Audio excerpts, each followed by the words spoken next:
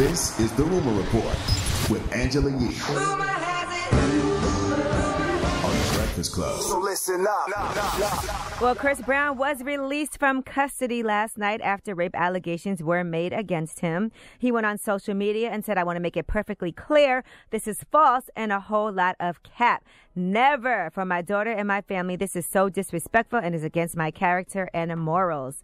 Now, according to his attorney, Chris Brown is free. No lawsuits were filed against him. He vigorously challenges the charges against him. The charges against Chris Brown have not been dropped and investigations are still going on, but Chris Brown has not been sued by prosecution.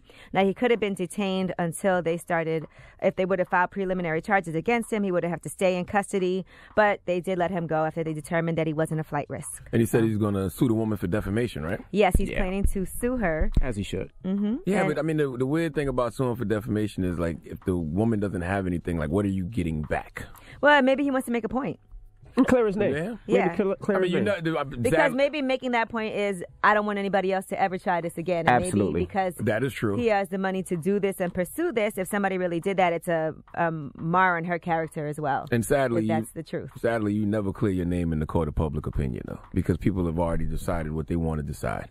Well, we'll keep on following this case and updating you on what's happening. Mm-hmm. Now, let's do some good news. Kendrick Lamar has gotten his 2019 Oscar nominations. Congratulations to him for All the Stars, which is on the Black Panther album. And the Black Panther, so it's for Best Original Song. And the Black Panther soundtrack is also nominated at the award show as well. So if he gets that, he'll already have gotten multiple Grammys, a Pulitzer Prize, so that would be nice. Well, I want all those brothers and sisters to know, I want Kendrick to know that even if he doesn't win an Oscar, that soundtrack was still phenomenal. It was dope. Yeah, he don't need the validation from those white people for us to know that. Black Panther is also the first superhero movie nominated for Best Picture ever, so congratulations we already know for that it's a great nomination. Picture, though. Yes. So Spike Lee, by the way, I don't know if you know this, but this is going to be, I believe, the first time he's gotten a nomination for Best Director. That's because the Oscars don't know anything about culture. That's why. Spike Lee should have been nominated for Do the Right Thing. He should have been nominated for Malcolm X. Like, come on. He's been nominated for Original Screenplay for Do the Right Thing and for his documentary Four Little Girls. He got an honorary Oscar in 2016, so it's the first time he was nominated across the board for director, producer, and screenplay for BlacKkKlansman. Well, congrats to Spike Lee. If he wants to win, salute to him, and I hope that he wins, but he's still Spike Lee. He's still a legend, with or without an Oscar. Mm-hmm.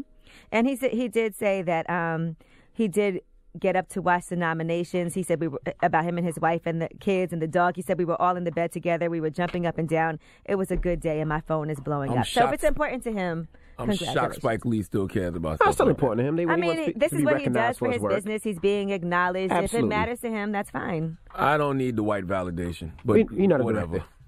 Now, Bryan Singer, the director, is facing new accusations of sexual misconduct. Now, he did 4 X-Men movies. Oh, he did The Usual Suspects. You said they did? X-Men is the worst franchise Marvel does. Usual Suspects wasn't bad. He also was originally on board for Bohemian Rhapsody, but mid-production, he got fired from that Queen biopic, and they said there were some issues on set, and there were reports of frequent absences. He did still get some type of credit as the director under the rules of the Directors Guild, but he was fired halfway through. Well, now he's facing new accusations of sexual misconduct involving underage boys. One young man said he had sex with Singer during 1997 at his house when he was 17. Another said he was 15 when he had sex that same year in that same mansion in Beverly Hills.